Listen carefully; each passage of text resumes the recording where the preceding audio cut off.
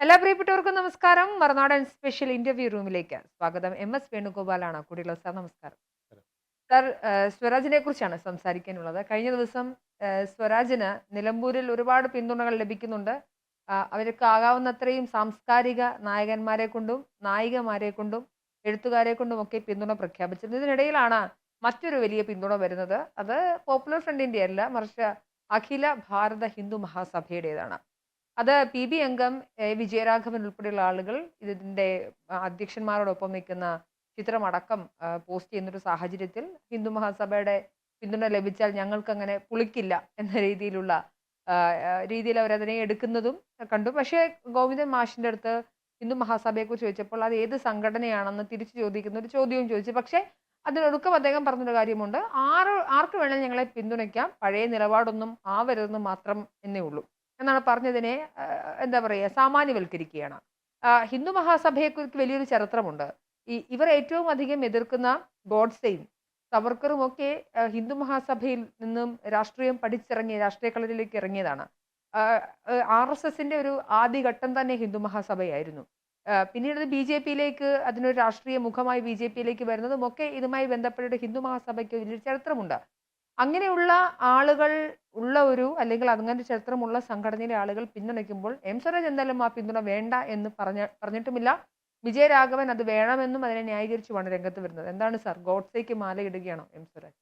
അല്ല, എം സ്വരാജിൻ്റെ പൊതുവെയുള്ള രീതികൾ, അദ്ദേഹം വളരെ മനുഷ്യത്വപരമായും വളരെ വിപ്ലവകരമായും വളരെ ജനാധിപത്യപരമായും ഒക്കെ മാത്രം സംസാരിക്കുകയും ഉം. എന്നാൽ ആവശ്യത്തിന് ഈ ഇതിന് വിരുദ്ധമായ വ്യക്തികളെയും കക്ഷികളെയും സാഹചര്യങ്ങളെയും സംവിധാനങ്ങളെയും ഒക്കെ ന്യായീകരിക്കുകയും ചെയ്യാനുള്ള നാവും ബുദ്ധിയുമുള്ള ഒരു മിടുക്കനാണ്.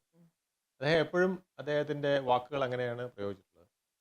അദ്ദേഹത്തിന് ഗുരുത്വം എന്ന് പറഞ്ഞ് വലിയ വാക്കുകൾ പറയുമ്പോൾ തന്നെ വി എസ് അച്യുതാനന്ദനെ ക്യാപിറ്റൽ പണിഷ്മെൻറ്റ് നടത്തണം എന്ന് പറയാനും അദ്ദേഹത്തിന് മടിയില്ല. ഉം. പിന്നീട് അദ്ദേഹം പറയും, അങ്ങനെയല്ല ഞാൻ പറഞ്ഞത്, അതിന് പിന്നെ മാധ്യമങ്ങൾ വളച്ചൊടിച്ചതാണ്, മാധ്യമത്തിനെതിരെ ഞാൻ കേസ് കൊടുക്കുന്നവരെ ഉം. പറയുന്ന സാഹചര്യവും ഉണ്ട്. ശബരിമല വിഷയത്തിൽ അദ്ദേഹം എടുത്ത നിലപാടുകൾ ഹിന്ദു മഹാസഭയ്ക്കല്ല, ഹിന്ദു അധമ സഭയ്ക്ക് പോലും സഹിക്കാവുന്ന ഒരു കാര്യമല്ല. ഉം. അയ്യപ്പൻ മാളികപ്പുറത്തമ്മയെ വിവാഹം കഴിച്ചു എന്നൊക്കെയുള്ള രീതിയിലുള്ള പരാമർശങ്ങൾ വരെ വന്ന് വളരെയധികം വിവാദമായതാണ്. അതെല്ലാം അവസാനം എങ്ങനെ കെട്ടടങ്ങി എന്ന് നമുക്കൊക്കെ അറിയാവുന്നതാണ്. അങ്ങനെ എല്ലാ കാര്യങ്ങളിലും അദ്ദേഹം വിവാദം കൊണ്ട് കളിക്കുകയും എന്നാൽ ആ വിവാദങ്ങളെല്ലാം ന്യായീകരിക്കുകയും ചെയ്യുന്ന ആളാണ്. വെറും ചർച്ചകളിൽ പോലും അദ്ദേഹം, ഞാൻ പലപ്പോഴും കണ്ടിട്ടുണ്ട്, അദ്ദേഹത്തിൻ്റെ വാക്കുകൾ എതിരാളിക്ക് നല്ല ശക്തമായ മറുപടി കൊടുക്കുന്നതാണ്. ആ മറുപടി കൊടുക്കുമ്പോൾ അത് തെറ്റാണെന്ന് തോന്നിയാൽ അദ്ദേഹം രീതിയിൽ ന്യായീകരിക്കുന്നതും കണ്ടിട്ടുണ്ട്. ബി ജെ പി നേതാവ് ശ്രീ രാധാകൃഷ്ണൻ ഒരിക്കൽ ഒരു ചാനൽ ചർച്ചയിൽ അയാളെന്ന് പറഞ്ഞു എന്ന് പറഞ്ഞ് ദേഷ്യപ്പെടുകയുണ്ടായി. അയാളെന്ന് വിളിച്ചു എന്ന് പറഞ്ഞ് ദേഷ്യപ്പെടുകയുണ്ടായി. ആ ആളെന്നാണ് എൻ്റെ അർത്ഥം, അയാളെന്നുള്ളത് എന്ന് പറഞ്ഞ് ന്യായീകരിക്കുകയുണ്ടായി. അപ്പോൾ ഏത് കാര്യം പറഞ്ഞാലും തൻ്റെ തന്തയെന്ന് പറഞ്ഞാലും വേണമെങ്കിൽ സ്വരാജ് അതിന് ഒരു ന്യായീകരണം, ആ വാക്കിൽ പിടിച്ചൊരു ന്യായീകരണം, അത്രയ്ക്ക് മിടുക്കനാണ്. അപ്പൊ നമ്മൾ സാധാരണയിൽ ഒരാളെ ബഹുമാനത്തോടു കൂടി അയാളെന്ന് വിളിക്കില്ല. അപ്പൊ അതിനെ എന്ന വാക്കിന് പ്രകാശം വരുത്തുന്ന അർത്ഥം കൊടുത്ത ആളുകളാണ്. അതെ അതെ അതെ. അങ്ങനെ വാക്കുകളെ പൂമ്പാറ്റകളാക്കാനും വാക്കുകളെ മുൾമുനകളാക്കാനും സ്വരാജിന് ഭയങ്കര സാമർഥ്യമുണ്ട്. അതുകൊണ്ട് തന്നെയാണ് സ്വരാജ് ശ്രദ്ധേയനായിട്ടുള്ളത്. അതൊരു കഴിവ് തന്നെയാണ്. പക്ഷെ സ്വരാജിന്റെ ചരിത്രം പറഞ്ഞ് പണ്ട് നമ്മുടെ ഇതുപോലെ തന്നെ ഒരു ടി വി ഷോയിൽ ബി ജെ പിയിലേക്ക് മാറിയ നമ്മുടെ സന്ദീപ് വാര്യർ ഒരിക്കൽ ആരോപിക്കുന്നത് കേട്ടു, താങ്കൾ പണ്ട് ആർ എസ് എസ്സുകാരനായിരുന്നു, ആർ എസ് എസ് ശാഖയിൽ പോയി ഗണഗീതം പാടിയതായിട്ടൊക്കെ എന്നോട് ഇപ്പോൾ ഒരാൾ മെസ്സേജ് അയച്ചിരിക്കുന്നു പറഞ്ഞ് സംസാരിക്കുന്നതും ഞാൻ കേട്ടിട്ടുണ്ട്. അപ്പം അതിനും അദ്ദേഹം ഡിഫെൻഡ് ചെയ്തു, ഞാൻ അങ്ങനെയല്ല എന്ന് പറഞ്ഞ് ഡിഫെൻഡ് ചെയ്തിട്ടുണ്ട്. പക്ഷേ ഇത്തരം ആരോപണങ്ങൾ ഒരുപാടെണ്ണം അദ്ദേഹത്തിന് നേരെ വരാറുണ്ട്. അദ്ദേഹം ശക്തമായത് ഷീൽഡ് ചെയ്യാറുമുണ്ട്. അങ്ങനെ സ്വരാജിനെ സംബന്ധിച്ചിടത്തോളം, മാർക്സിസ്റ്റ് പാർട്ടിയിൽ പലർക്കും ഇത്തരം കഴിവുകളുണ്ട്, എങ്കിലും അതിൽ ഒരു കൊമ്പ് കൂടുതലുള്ള ആളാണ് സ്വരാജ്. അങ്ങനെ സ്വരാജ് എപ്പോഴും പോകും. സ്വരാജ് ഇപ്പം തന്നെ ആശാവർക്കർമാർ അവിടെ വരുമ്പോൾ അവർക്കും പരാതിയുണ്ട് സ്വരാജിൻ്റെ ചില വാക്കുകളും മുൾമുനയും ഒക്കെ കുറിച്ച്. അപ്പോൾ അവരിപ്പം യു ഡി എഫ് സ്ഥാനാർത്ഥിക്ക് അനുകൂലമായിട്ടാണ് അവരവിടെ പ്രചരണം നടത്തുന്നത്.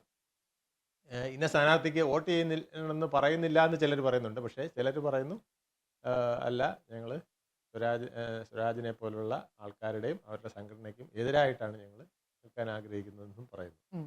അപ്പോ ഹിന്ദു മഹാസഭയുടെ വോട്ട് കിട്ടിയാലും സ്വരാജിന് പ്രശ്നമൊന്നുമില്ല. ഹിന്ദു മഹാസഭയുടെ വോട്ട് അതല്ലേ പറഞ്ഞ RSSന്റെ ശാഖയിൽ പോയിട്ടുണ്ടെന്ന് പറഞ്ഞ് അതിനെ ന്യായീകരിക്കുന്ന ആളാണ്. അപ്പോൾ പിന്നെ ഹിന്ദു മഹാസഭയുടെ വോട്ട് ന്യായീകരിക്കാൻ അദ്ദേഹത്തിന് അറിയാം.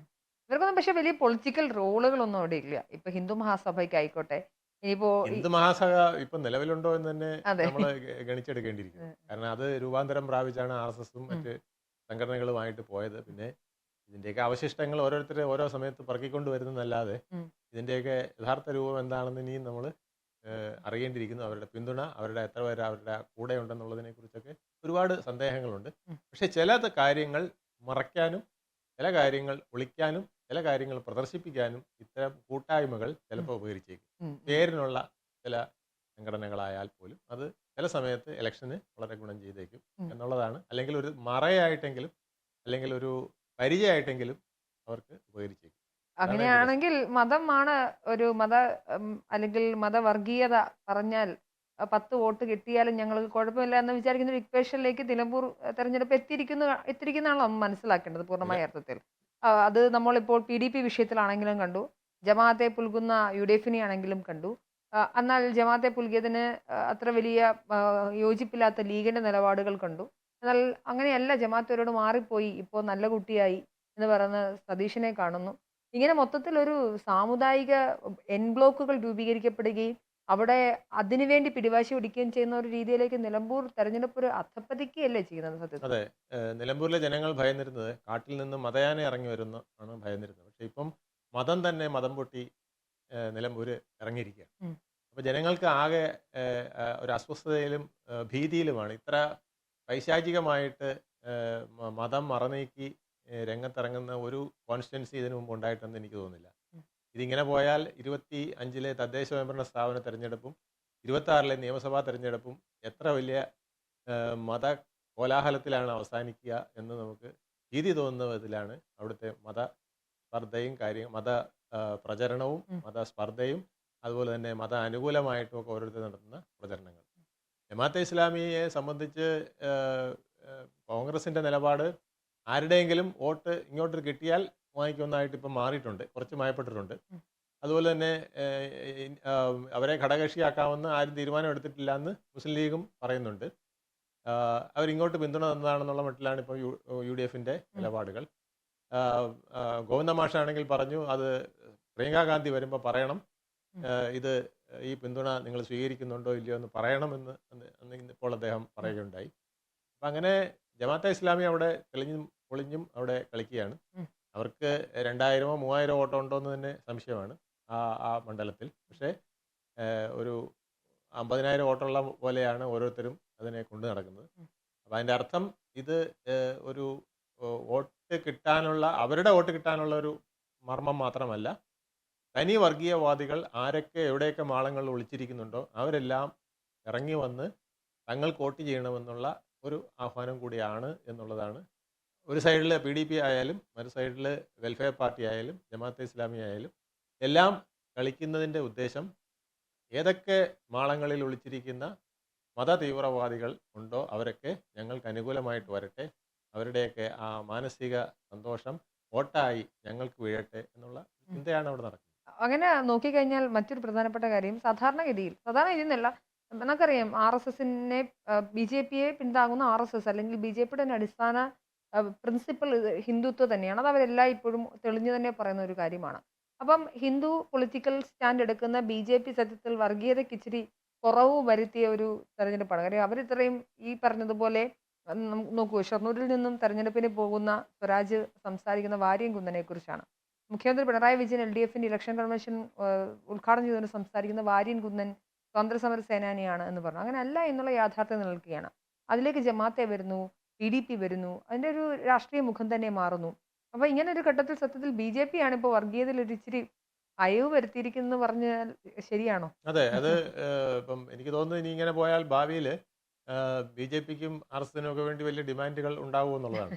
കാരണം ലഘൂകരിക്കപ്പെട്ട വർഗീയവാദികൾ എന്നുള്ള രീതിയിൽ കാരണം അവർക്ക് വോട്ട് 20% ഉണ്ടല്ലോ. അപ്പം ഇവിടെ 0.5% പോലും വോട്ടില്ലാത്തവർക്കാണ് വേണ്ടിയിട്ടാണ് ഈ കിടന്ന് ബഹളം വയ്ക്കുന്നത്. അപ്പോൾ പിന്നെ 20% വോട്ടുള്ളവർക്ക് വേണ്ടി ഇനി എത്ര മുറവിളി വരുമെന്നുള്ളത് അറിയണമെങ്കിൽ നമ്മൾ തദ്ദേശ സ്വയംഭരണ സ്ഥാപന തെരഞ്ഞെടുപ്പും അസംബ്ലി തെരഞ്ഞെടുപ്പും കാത്തിരിക്കണം. ചിലപ്പോൾ കോലീബി സഖ്യം ത്തിൻ്റെ രൂപം മാറി ചിലപ്പോൾ പ്രകടമായ സഖ്യങ്ങൾ കൂടി വന്നുകൂടായികയില്ല. BJP ഫാസിസ്റ്റുകൾ അത്ര ഫാസിസ്റ്റുകളല്ലെന്നും മോദി അത്ര ഫാസിസ്റ്റ് അല്ലെന്നും ഒക്കെ പറയുന്ന കാലഘട്ടത്തിലേക്കാണ് നമ്മൾ നീങ്ങിക്കൊണ്ടിരിക്കുന്നത്. അപ്പോൾ ഇനി അല്ല, ഫാസിസത്തിന് അവരിപ്പം നവ ഫാസിസം എന്നൊക്കെ അവർ തന്നെ അവരുടെ ഭരണഘടനയിൽ മാറ്റിയല്ലോ CPM-കാർ. അതെ അതെ അപ്പൊ അതുകൊണ്ട് അവർക്ക് മാറ്റങ്ങളാവാം. അതെ അതിന് ഓരോ പിന്നെ വാക്ക് മുമ്പിലും പുറകിലും ഇട്ടാൽ മതി. അതെ നവ ഫാസിസ്റ്റ് എന്നുള്ള രീതിയിൽ ഇദ്ദേഹം പെടുകയില്ല. അതെ നവ ഫാസിസ്റ്റ് എന്ന് പറഞ്ഞാൽ കുറച്ചുകൂടെ അയഞ്ഞ ഫാസിസം. അതെ അതെ. അപ്പോൾ ഇങ്ങനെ ഓരോന്ന് അവർക്ക് അയഞ്ഞോ മുറുകിയോ ഒക്കെ കൊണ്ടുവരാനുള്ള കഴിവുണ്ട്. അത് മാർക്സിസ്റ്റ് പാർട്ടിക്ക് പൊതുവിലുണ്ട്. പിന്നെ VD സതീശൻ ഇന്നാൾ പറഞ്ഞ പോലെ നിങ്ങൾ ഇട്ടാൽ ബർമുട, ഞങ്ങൾ ഇട്ടാൽ കളസം എന്ന് പറയുന്ന പോലെയാണ് ഈ എല്ലാ വർഗീയതയും അവർ കാണുന്നതെന്നാണ് പറയുന്നത്. തീർച്ചയായിട്ടും. എന്തായാലും നിലമ്പൂർ തെരഞ്ഞെടുപ്പ് കേരളത്തിന്റെ ഭാവി എന്തായിരിക്കും എന്നുള്ളതിന്റെ ഒരു ക്വാർട്ടർ ഫൈനൽ എന്ന രീതിയിലാണ്. അതായത് അടുത്ത തെരഞ്ഞെടുപ്പിൽ ആര് ഭരിക്കും കേരളത്തെ എന്നുള്ളതിന്റെ ഒരു ക്വാർട്ടർ ഫൈനൽ രീതിയിലാണ് കാണുന്നത്. പക്ഷേ ഞാൻ അതിനെ ഇപ്പോൾ മനസ്സിലാക്കുന്നത് കേരളത്തിന്റെ സാമുദായിക രംഗം മുഴുവനും ഇളക്കി വിട്ടുകൊണ്ട് ഉണ്ടാവുന്ന നമ്മൾ സെക്യുലർ നേഷനാണ്. അതായത് മതവും രാഷ്ട്രീയവും വേറെ വേറെ നിൽക്കണം എന്ന് പറയുന്നിടത്തുനിന്ന് മതം പറയുന്നത് രാഷ്ട്രീയം കേൾക്കുന്ന ഒരവസ്ഥയിലേക്കാണ് നിലമ്പൂർ എത്തുന്നത്. അത് വർഗീയ ശക്തികളാകുമ്പോൾ ഒരുപാട് പേടിക്കേണ്ടതുണ്ട്. ഇതിൽ നമുക്ക് കണ്ടറിയാം എന്താണ് നടക്കാൻ പോകുന്നത് എന്ന്.